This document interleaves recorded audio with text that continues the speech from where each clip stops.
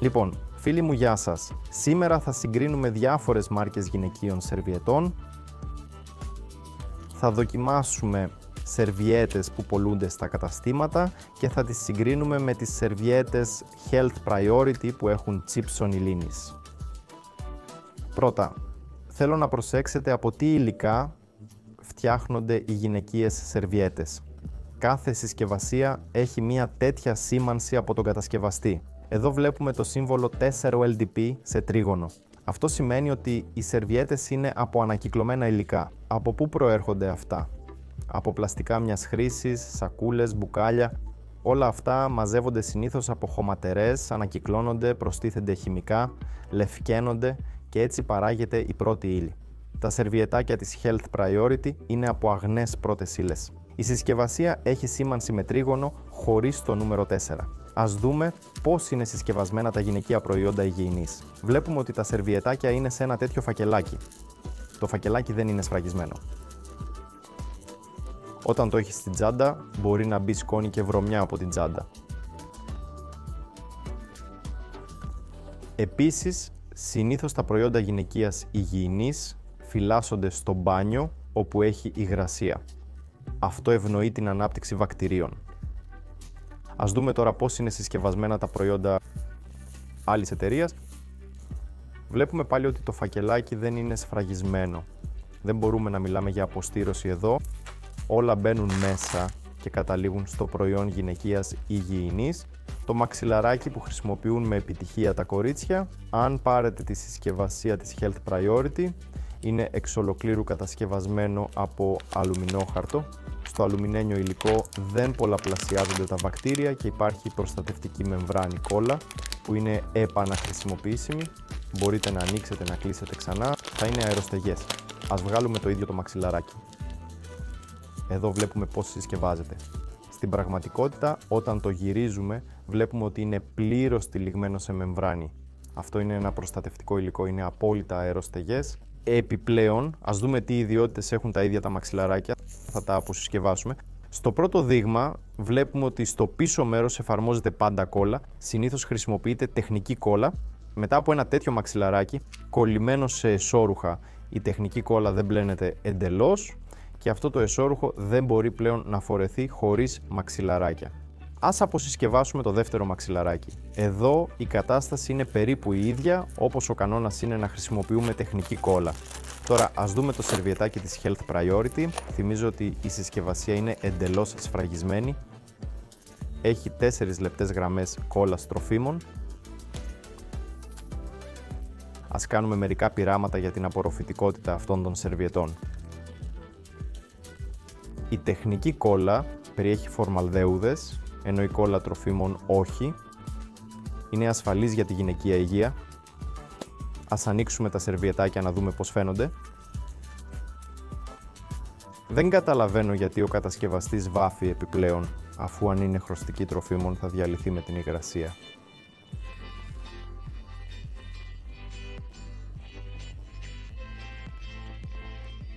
Η Health Priority δεν χρησιμοποιεί πρόσθετο χρωματισμό. Βλέπουμε ότι το σερβιετάκι είναι εντελώς λευκό και έχει ενσωματωμένο τσιπ, για το οποίο θα μιλήσουμε αργότερα. Ας ελέγξουμε τα επιθέματα για απορροφητικότητα. Κάθε επίθεμα πρέπει να απορροφά περίπου 50 ml σύμφωνα με το πρότυπο. Θα ρίξουμε την προβλεπόμενη ποσότητα υγρού σε κάθε επίθεμα. Και φυσικά θα δώσουμε χρόνο για να απορροφηθεί.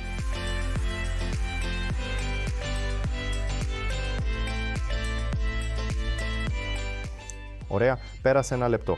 Ας δούμε πώς απορρόφησαν τα επιθέματα το υγρό. Το πρώτο δείγμα δεν απορρόφησε το υγρό, η γάζα είναι εντελώς βρεγμένη. Ας δούμε το δεύτερο.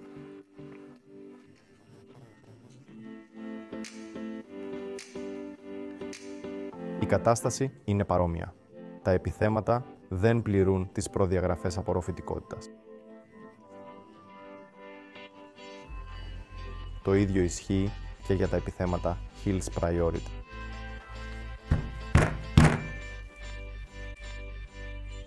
Λοιπόν, ναι, βλέπουμε ότι αυτή η πετσέτα είναι εντελώς στεγνή όπως αναμενόταν.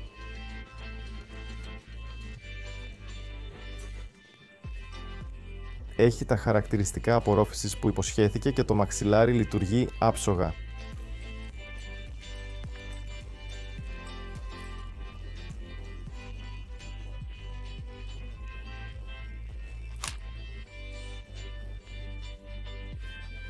Τώρα, θέλω να σας δείξω από τι υλικό είναι φτιαγμένα τα στρώματα αυτών των μαξιλαριών. Ας εξετάσουμε τα στρώματα κάθε κατασκευαστή. Το πάνω στρώμα των μαξιλαριών του εμπορίου, όπως είπα, είναι εξ ολοκλήρου συνθετικό, είναι ακόμα υγρό, επιπλέον έχει εφαρμοστεί μελάνη εκτύπωσης. Δεν είναι σαφές γιατί το κάνουν αυτό, καθώς υπάρχει μεγάλη πιθανότητα το χρώμα να αρχίσει να διαλύεται όταν εκτεθεί σε υγρασία. Το ίδιο βλέπουμε και στον επόμενο κατασκευαστή. Το πάνω στρώμα είναι επίσης ένα τυπικό συνθετικό υλικό, ακόμα υγρό, με πορώδη επιφάνεια για απορρόφηση. Λοιπόν, έχουμε πάλι αυτό το περίεργο μελάνι. Γιατί το κάνουν αυτό? Μάλλον ούτε ο κατασκευαστής ξέρει. Ας δούμε το πάνω στρώμα. Είναι 100% φυσικό βαμβάκι, δεν ερεθίζει καθόλου. Αν το αγγίζατε, θα βλέπατε ότι είναι εντελώς στεγνό. Επίσης, έχει ένα τσίπ ανιόντων που θα το βγάλω. Θα το συζητήσουμε μετά. Ας δούμε το στρώμα με το τζέλ. Στις απλές σερβιέτες, το τζέλ είναι σε συνθετικό υλικό.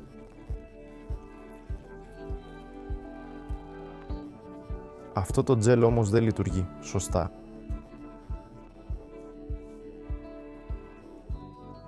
Αν το πιέσω τώρα, το νερό δεν απορροφάται, μένει στην επιφάνεια του τζέλ. Ας δούμε το δεύτερο προϊόν. Εδώ η κατάσταση είναι ίδια. Το τζέλ είναι από ανακυκλωμένη κυταρίνη. Ας δούμε πόσο νερό βγαίνει. Ωραία, τώρα ας δούμε το στρώμα που τυλίγει το τζέλ.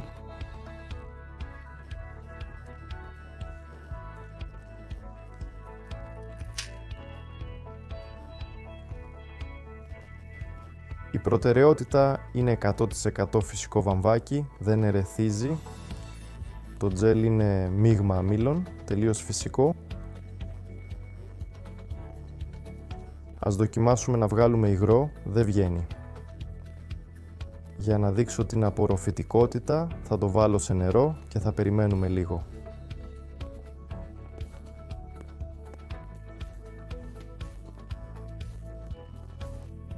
Το επόμενο που θέλω να προσέξετε είναι τα κάτω στρώματα των γυναικείων σερβιετών. Το κάτω στρώμα είναι απλό πολυεθυλένιο, δεν αναπνέει, δεν αφήνει τον αέρα να περάσει. Ας δούμε τον δεύτερο κατασκευαστή. Επομένως, η κατάσταση εδώ είναι ακριβώς η ίδια. Ένα τέτοιο στρώμα προστατεύει από διαρροές, αλλά δεν επιτρέπει την ανταλλαγή αέρα χωρίς κυκλοφορία.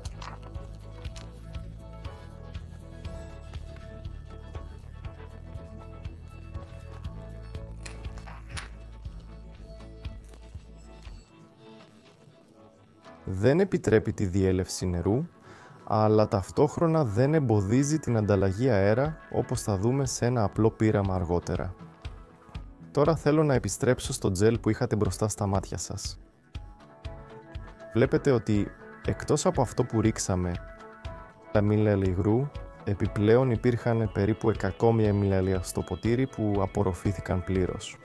Τώρα, ας δούμε σε ένα απλό πείραμα πόσο καλά αναπνέει το πάνω στρώμα της λαβής Hills Priority. Παίρνουμε ένα ποτήρι με βραστό νερό, το καλύπτουμε με ένα άδειο ποτήρι και σε 10 δευτερόλεπτα θα δούμε ότι το πάνω ποτήρι θα θολώσει εντελώς, αποδεικνύοντας ότι το παρέμβισμα επιτρέπει τέλεια ανταλλαγή αέρα. Δεν είμαι σίγουρος αν θα φαίνεται καλά στο βίντεο, οπότε θα το δείξω και με το δάχτυλό μου. Στη συνέχεια θέλω να μιλήσω για το chip Neon που βγάλαμε νωρίτερα από τη λαβή Hills Priority. Αυτό το chip είναι φτιαγμένο από υλικό με ενσωματωμένες σύνες τουρμαλίνη που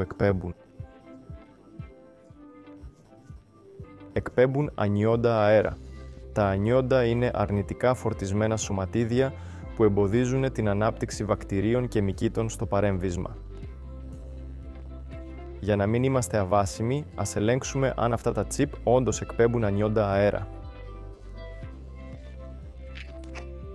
Έχω ειδικό εξοπλισμό, έναν ελεγκτή που μετρά τον αριθμό των ανιόντων στον αέρα ανά κυβικό εκατοστό. Το σταθερό περιεχόμενο ανιόντων είναι 20 με 25 μονάδες. Ας κάνουμε μια μέτρηση. Μόλις μηδένισα τη συσκευή, οπότε θα μας δείξει πόσα ανιόντα υπάρχουν σε αυτό το δωμάτιο. Τώρα βλέπουμε την ένδειξη. 14 μονάδες ανά κυβικό εκατοστό.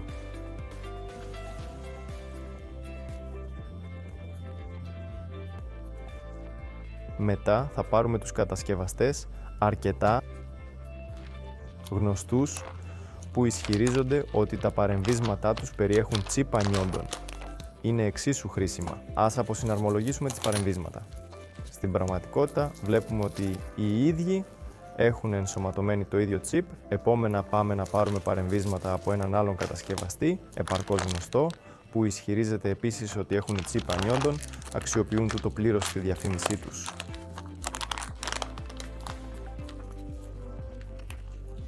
Αλλά όπως σας είπα ήδη, ας μην είμαστε αβάσιμοι και ας το ελέγξουμε με τη βοήθεια ειδικού εξοπλισμού, διότι σήμερα ζούμε σε μια εποχή όπου η διαφήμιση κινεί εμπορία, κατά συνέπεια για διαφημιστικούς σκοπούς γράφουν διάφορα χαρακτηριστικά στις συσκευασίες. Στην πραγματικότητα δεν υπάρχει τέτοιο πράγμα, αλλά εδώ βλέπουμε ότι το chip ανιόντων είναι πολύ παρόμοιο με το chip που χρησιμοποιείται σε παρεμβίσματα Health Priority. Ας πάρουμε λοιπόν και ένα παρέμβισμα της εταιρείας Health Priority με ένα νέο chip.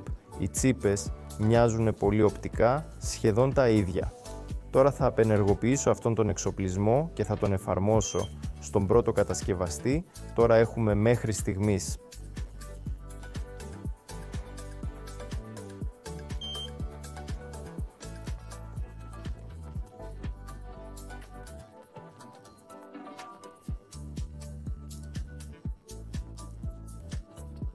δηλαδή αυτά τα επιθέματα δεν εκπέμπουν επιπλέον νέων. Ας ελέγξουμε τώρα τα επιθέματα του επόμενου κατασκευαστή που ισχυρίζεται ότι έχουν τσιπ ανιόντων. Το βλέπουμε οπτικά, είναι παρόμοιο, έχει ένα μοτίβο με νήματα τουρμαλίνης. Λοιπόν, ας δούμε τι θα δείξει. Εδώ βλέπουμε 22 μονάδες. Υπενθυμίζω ότι στον ελεύθερο χώρο υπάρχουν έως 25 μονάδες ανιόντων από μόνες τους. Άρα, αυτό το τσιπ ανιόντων δεν προσφέρει κανένα επιπλέον αποτέλεσμα ή απελευθέρωση ανιόντων. Τώρα, ας δούμε πόσα ανιόντα απελευθερώνει το τσιπ από τα επιθέματα Health Priority. Ενεργοποιούμε τη συσκευή ελέγχου και την εφαρμόζουμε στο chip. Σε λίγα δευτερόλεπτα θα δούμε τις μετρήσεις. Υπενθυμίζω ότι οι μέση δείκτες παρουσίας νέου στον αέρα είναι από 14 έως 25 μονάδες, δηλαδή οι δύο προηγούμενοι κατασκευαστές, και στις δοκιμές έδειξαν ότι τα chip νέων τους δεν λειτουργούν καθόλου. Δεν υπάρχει επιπλέον περιεχόμενο νέων εδώ. Τώρα σας δείχνω μετρήσεις από τα παρεμβίσματα Health Priority. Ανά κυβικό εκατοστό, 898 μονάδες. Αυτή είναι η ποσότητα ανιόντων που απελευθερώνει αυτό το chip. Φίλοι, σας απέδειξα τώρα με απλά πειράματα πώς να ελέγξετε τα παρεμβίσματα. Χρησιμοποίησα επαγγελματικό εξοπλισμό. Μην πέφτετε στα κόλπα των εμπόρων. Αυτοί θα κάνουν τα πάντα για να αγοράσετε τα προϊόντα τους. Αλλά όπως είδατε σήμερα, αυτά τα προϊόντα δεν έχουν κανένα θετικό αποτέλεσμα. Συνήθως, αυτά τα παρεμβίσματα κοστίζουν αρκετά χρήματα, αλλά η απόφαση είναι δική σας.